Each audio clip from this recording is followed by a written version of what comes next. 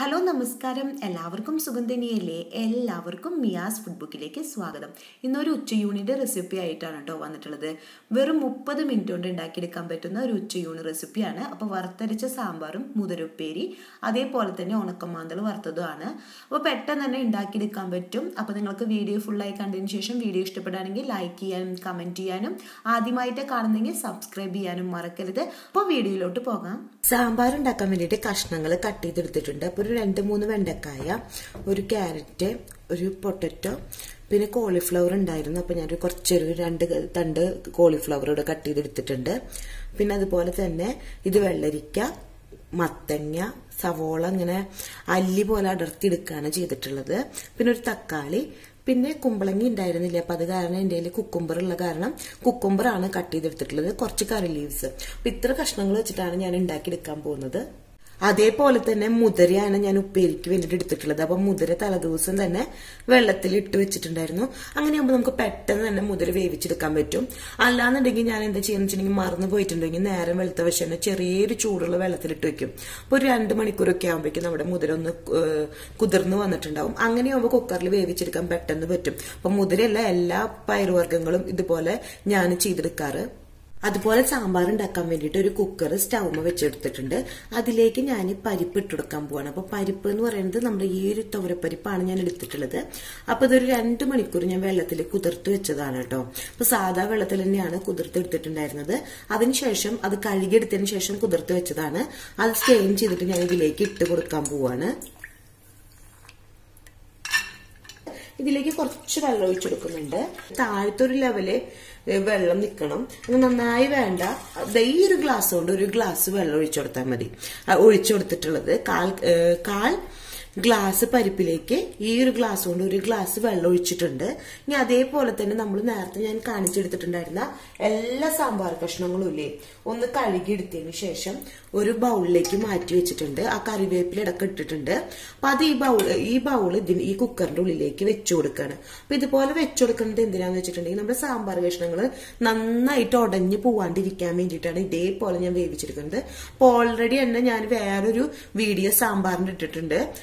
അപ്പൊ സാമ്പാർ കഷ്ണങ്ങൾ എങ്ങനെ ഉടഞ്ഞു പോവാണ്ട് വെക്കാന്ന് അതേപോലെ തന്നെയാണ് ഇതും ചെയ്യുന്നത്. പക്ഷെ ഇത് വറുത്തരച്ച സാമ്പാറാണ്. അപ്പൊ ഞാൻ ഇതിൽ നിന്ന് ഈ സാമ്പാർ കഷ്ണത്തിൽ നിന്ന് വെണ്ടക്കായ ഒഴിച്ച് ബാക്കി എല്ലാ കഷ്ണങ്ങളാണ് ഇട്ട് കൊടുത്തിട്ടുള്ളത്. അപ്പൊ ഇനി കുക്കറിൽ ഇതൊന്ന് സ്റ്റീം ചെയ്യാൻ വേണ്ടി വെക്കാണ്. ഒരു മീഡിയം ഫ്ലെയിമിൽ ഒരു വിസിൽ വരും. രണ്ടാമത്തെ വിസിൽ വരുന്നതോട് കൂടി ഓഫ് ചെയ്തെടുക്കും. സ്റ്റൗവിലെ തീയെ ഓൺ ചെയ്ത് വെച്ചിട്ടുണ്ട് ഒരു മീഡിയം ഫ്ലെയിമില്. അതവിടെ ഇരുന്നാവട്ടെ. അതേപോലെ തന്നെ ഞാന് നമ്മുടെ മുതിര കഴുകിയെടുത്തതിന് ശേഷം ഞാൻ കഴുകിയെടുത്തിട്ട് കുക്കറിലേക്ക് ഇട്ട് കൊടുത്തു. അതിനുശേഷം ഈ കുക്കറിലേക്ക് ഞാൻ വെള്ളം ഒഴിച്ചു കൊടുത്തതാണ്. അപ്പൊ ഈ മുതിരയും വെള്ളം തമ്മിലുള്ളതെന്ന് വെച്ചിട്ടുണ്ടെങ്കിൽ ഏകദേശം ഒരേ ലെവല്. അന്നാ മുതിരയും കാട്ടി തരി കുറച്ച് കൂടുതല്, ഒരു 1/4 ഇഞ്ച് കൂടുതലായിട്ടുള്ള തരത്തിൽ വേണം വെള്ളം ചേർത്ത് കൊടുക്കാൻ. അതിനുശേഷം കുക്കറിൽ ഞാനൊരു ലോ ഫ്ലെയിമിൽ വെച്ചെടുക്കാറ്. ഒരു 2 വിസിൽ വരുമ്പോഴേക്കും നമ്മുടെ മുതിര ആയിട്ടുണ്ടാവും. ഈ ഒരു ടൈമിൽ ഒരു പാൻ സ്റ്റൗ വെച്ചിട്ടുണ്ട്. അതിലേക്ക് 1 ടീസ്പൂൺ ഓയിലാണ് ഒഴിച്ചു കൊടുത്തിട്ടുള്ളത്. അതിലേക്ക് നമ്മൾ വെണ്ടക്കായ ഇവിടെ എടുത്ത് വെച്ചിട്ടില്ലേ കട്ട് ചെയ്തിട്ട്, അത് ഇതിലേക്ക് ഇട്ട് കൊടുക്കാൻ പോവാണ്. ഈ ഓയിലിൽ കിടന്നിട്ട് ഒന്ന് വാട്ടിയെടുക്കാൻ പോവാണ്. വെണ്ടക്കായ ഇതുപോലെ ഓയിലിൽ ഇട്ടിട്ട് ഒരു 5 മിനിറ്റ് ഇതുപോലെ ഇളക്കി കൊടുക്കുമ്പോൾ നമ്മുടെ വെണ്ടക്കായ നന്നായി വാടി വരും. ഇപ്പൊ നമ്മൾ ഡയറക്റ്റ് ആയിട്ട് ഈ കുക്കറിൽ ഇട്ട് കൊടുക്കുകയാണെന്നുണ്ടെങ്കിൽ വെണ്ടക്കായ ഉടഞ്ഞിട്ട് കുഴഞ്ഞ പോലെ ആയി പോവും. അപ്പൊ അതുപോലെ പോവാണ്ടിരിക്കാൻ വേണ്ടിയിട്ടാണ് ഇതേപോലെ ഒന്ന് വാട്ടിയെടുക്കുന്നത്. വെണ്ടക്കായ നന്നായിട്ട് വാടി വന്നിട്ടുണ്ട്. ഇത് ഞാനൊരു ബൗളിലേക്ക് മാറ്റിയെടുക്കുകയാണ്. ഈ ബാക്കിയുള്ള ഓയിലിലേക്കാണ് ഞാൻ തേങ്ങ വറുക്കാൻ വേണ്ടിട്ട് ഇട്ട് കൊടുക്കുന്നത്. അപ്പൊ ഇതുപോലത്തെ ഒരു വലിയൊരു പിടിയാണ് തേങ്ങയാണ് ഞാൻ ചേർത്ത് കൊടുക്കുന്നത്. 1/4 മുറി തേങ്ങ ഉണ്ടാവും. അപ്പൊ അതാണ് ഞാൻ ഇതിലേക്ക് ചേർത്ത് കൊടുക്കുന്നത്. അപ്പൊ ലോ ഫ്ലെയിമിൽ നിന്നൊക്കെ എടുത്തിട്ട് ഇത് വറുത്തെടുക്കണം. നനവ് മാറി വന്നിട്ടുണ്ട്. ഈ ഒരു ടൈമിൽ ഇതിലേക്ക് 2 അല്ലി വെളുത്തുള്ളിയാണ്, കുറച്ച് വലിയ അല്ലിയാണ്. അതേപോലെ തന്നെ ചോന്നുള്ളി ഇട്ട് കൊടുക്കുന്നുണ്ട്. ഒരു 4-5 ചോന്നുള്ളിയുടെ അല്ലിയും കൂടി ഇട്ട് കൊടുക്കുന്നുണ്ട്. അതേപോലെ ഒരു 5 വറ്റൽമുളക് ഇട്ട് കൊടുക്കുന്നുണ്ട്. 1 ടീസ്പൂൺ മുഴുവൻ മല്ലിയാണ്. അതേപോലെ തന്നെ ഒരു 1/4 ടീസ്പൂൺ ഉലുവ കൂടി ചേർത്ത് കൊടുക്കുന്നുണ്ട്. ഇതെല്ലാം കൂടി ഇട്ടിട്ടാണ് ഞാനിതൊന്ന് വറുത്തെടുക്കാൻ പോകുന്നത്. തേങ്ങ അപ്പൊ തേങ്ങ വറുത്തെടുക്കുമ്പോൾ അതേപോലെ തന്നെ നമ്മുടെ ഈ മല്ലിയും മിളകൊക്കെ മൂത്ത് വരും. അതുപോലെ എല്ലാ വെളുത്തുള്ളിയും ചുവന്നുള്ളിയും ഒക്കെ ഒന്ന് മൂത്ത് വരും. അപ്പൊ അതിന് വേണ്ടിയിട്ട് നമുക്ക് ഇതുപോലെ ഒന്ന് ഇളക്കി കൊടുക്കാം. അപ്പൊ അത് ലോ ഫ്ലെയിമിൽ കിടന്നിട്ട് ഇങ്ങനെ മെല്ലെ വറുത്തെടുത്താൽ മതി. അപ്പൊ നമ്മൾ തീ കൂട്ടിയിട്ട് പെട്ടെന്ന് തന്നെ ഉണ്ടാക്കിയെടുക്കുമ്പോൾ കാളി പോവാൻ ചാൻസ് ഉണ്ട് തേങ്ങയൊക്കെ. അപ്പൊ അത് കാരണം നല്ല ലോ ഫ്ലെയിമിൽ കിടന്നിട്ട് എണ്ണതൊന്ന് മൂത്ത് വരട്ടെ. അപ്പൊ ഇതുപോലെ ഇളക്കി കൊടുക്കാൻ മറക്കരുത്.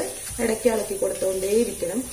നമ്മൾ ഇളക്കി കൊടുത്തില്ല എന്നുണ്ടെങ്കിൽ അടിയിലത്തെ ഭാഗം മൂപ്പ് കൂടും, മുകളിലത്തെ ഭാഗം മൂപ്പ് കുറഞ്ഞിരിക്കും. അപ്പൊ അത് വരാണ്ടിരിക്കാനാണ്. അതേപോലെ തന്നെ ഞാനിവിടെ ഒരു പുളി എടുത്തിട്ടുണ്ട്. ഒരു കുഞ്ഞൊരു ഗോട്ടിക്കായുടെ വലിപ്പമുള്ള ഒരു പുളിയാണ്.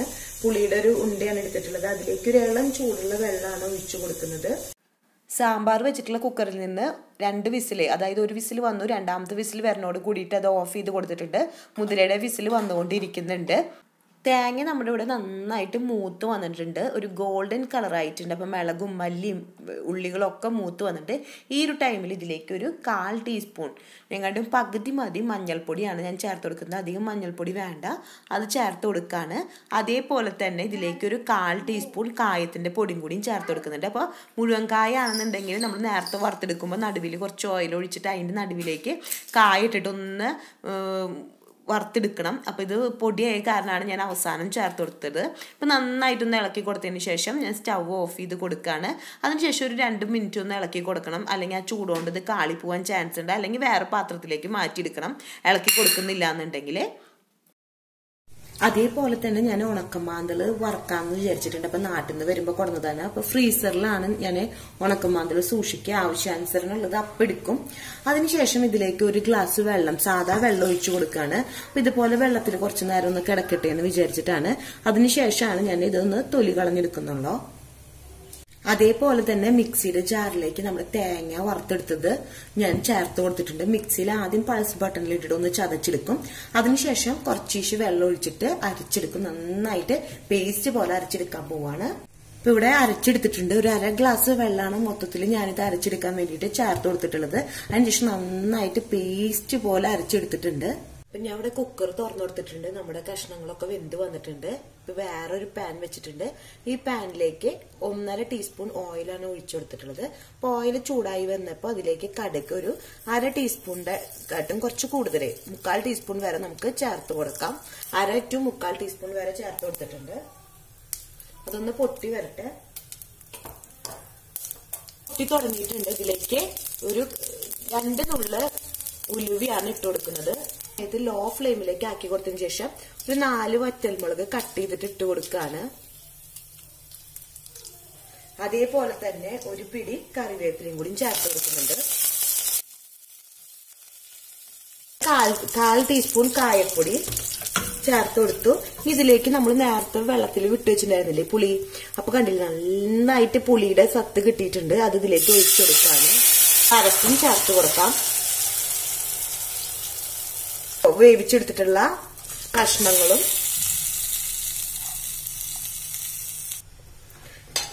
നമ്മുടെ പരിപ്പോടെ വേവിച്ചെടുത്തതും നന്നായി ഉടഞ്ഞു പോയിട്ടുണ്ടാവില്ലേ പരിപ്പ്. അതുപോലെ നമ്മൾ നേരത്തെ വാട്ടിയെടുത്തിട്ടുള്ള സാമ്പാർ വെണ്ടക്കായ ഇല്ലേ, അതും കൂടി ഇതിലേക്ക് ഇട്ട് കൊടുക്കുന്നുണ്ട്.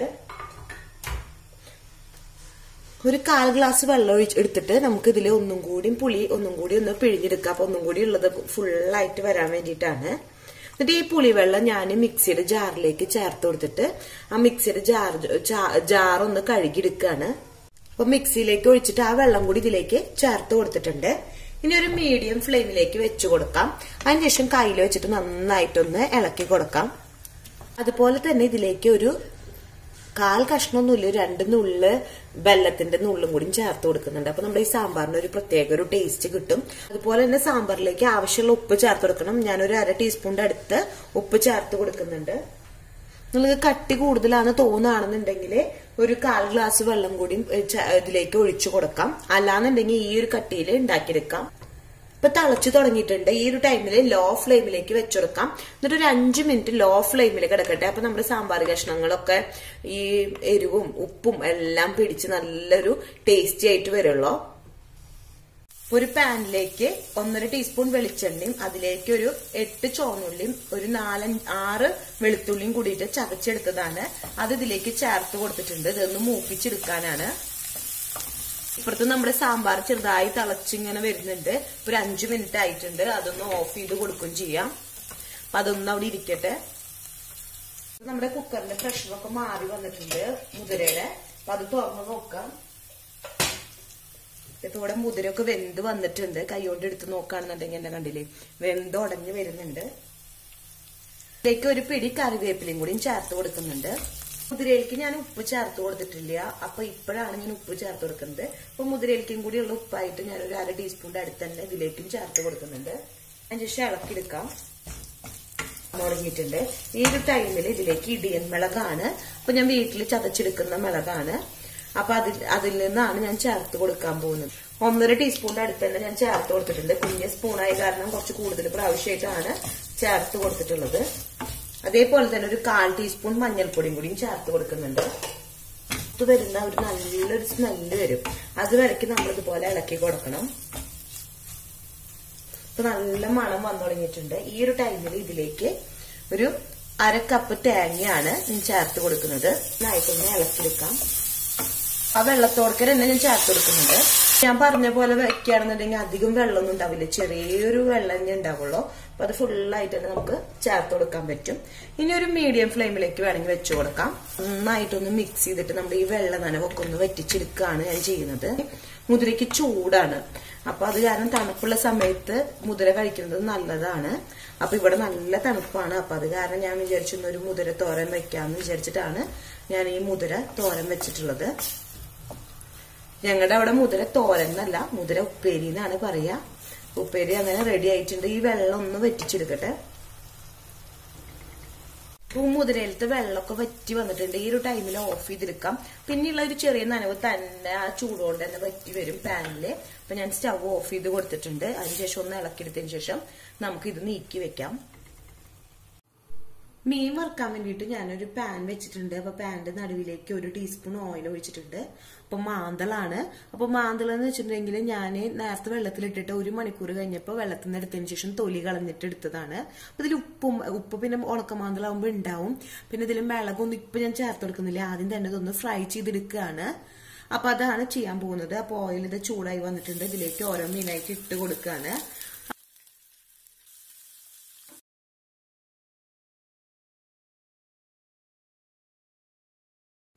മീൻ വറുത്ത് കഴിഞ്ഞു. ഇതിലേക്ക് കുറച്ച് മുളകും പൊടി, ഒരു 1/4 ടീസ്പൂൺ മുളകും പൊടി ഇട്ട് കൊടുക്കാണ്. അതിനുശേഷം അതൊന്ന് ഈ ഓയിലിൽ കിടന്നിട്ട് ഒന്ന് മൂത്ത് വരാൻ വേണ്ടിട്ട് ഒന്നിങ്ങനെ ഇളക്കി കൊടുത്തിട്ട് മൂത്ത് വന്നിട്ടുണ്ട്.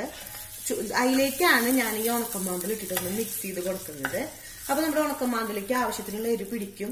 മറ്റോണം വറക്കുമ്പോൾ നല്ലൊരു കരിഞ്ഞ മണമൊക്കെ നമ്മുടെ വീട്ടിലും കിച്ചണിലും മൊത്തം നിൽക്കും. ഇതുപോലെ ആകുമ്പോൾ ആരും മണം നിൽക്കില്ല. അപ്പൊ അത് കാരണം ഞാൻ ഇങ്ങനെയാണ് ചെയ്യാറ്. ഫസ്റ്റൊക്കെ ഞാൻ മിളകിട്ട് തന്നെയാട്ടോ വറുക്കാറ്. പിന്നെ ചേട്ടന്റെ മമ്മിയാണ് ഇതുപോലെ കാണിച്ചു തന്നത്. അതിന് ശേഷം ഞാൻ പിന്നെ ഇങ്ങനെയാണ് വറുക്കാറ്. ഇതുപോലെ ഒന്ന് എല്ലായിടത്തേക്കും എല്ലാതും ഒന്ന് മിക്സ് ചെയ്ത് കൊടുക്കും. ഈ സ്റ്റവ് ഓഫ് ചെയ്ത് കൊടുക്കും. പിന്നെ ആ ചൂടിൽ അവിടെ നിന്ന് കിടന്നിട്ടൊന്ന് മിക്സ് ചെയ്ത് കൊടുത്താൽ സൈഡിലേക്ക് നീക്കി വെക്കും. അപ്പൊ ആ ഓയിലിന്റെ അംശം ഉണ്ടെങ്കിൽ അതൊക്കെ ഒന്ന് താഴേക്ക് ഇറങ്ങി വന്നോട്ടെ എന്നുള്ളതില് സൈഡിലേക്ക് നീക്കി വെക്കും. ഇപ്പോൾ ഒരു സർവിങ് പ്ലേറ്റിലേക്ക് ചേഞ്ച് ചെയ്ത് കൊടുത്തിട്ടുണ്ട്. സാമ്പാർ, മുതിരപ്പേരി, ഉണക്കമാന്തളും ചോറും കൂടിയിട്ട്. അപ്പോൾ ചോറ് ഓൾറെഡി ഞാൻ വീഡിയോ എങ്ങനെയാണ് ഉണ്ടാക്കണതെന്ന് ഓൾറെഡി ഇട്ടിട്ടുണ്ട് മുന്നത്തെ വീഡിയോസിലൊക്കെ. അപ്പോൾ അത് കാരണം വീണ്ടും റിപ്പീറ്റേഷൻ വേണ്ടാന്ന് വിചാരിച്ചിട്ട് ഞാനത് അവോയ്ഡ് ചെയ്തിട്ടുണ്ട്. അപ്പോൾ എല്ലാവർക്കും വീഡിയോ ഇഷ്ടമായി എന്ന് വിചാരിക്കുന്നു. വെറും 30 മിനിറ്റ് കൊണ്ട് ഉണ്ടാക്കിയെടുക്കാൻ പറ്റുന്ന ഒരു അടിപൊളി റെസിപ്പിയാണ്. അപ്പോൾ എല്ലാവരും ട്രൈ ചെയ്തതിന് ശേഷം നിങ്ങളുടെ ഫീഡ്ബാക്ക് അറിയിക്കാൻ മറക്കരുത്. അപ്പോൾ അടുത്ത ദിവസം പുതിയ വെറൈറ്റി റെസിപ്പി ആയിട്ട് വീണ്ടും വരാം. Thanks for watching. ബൈ.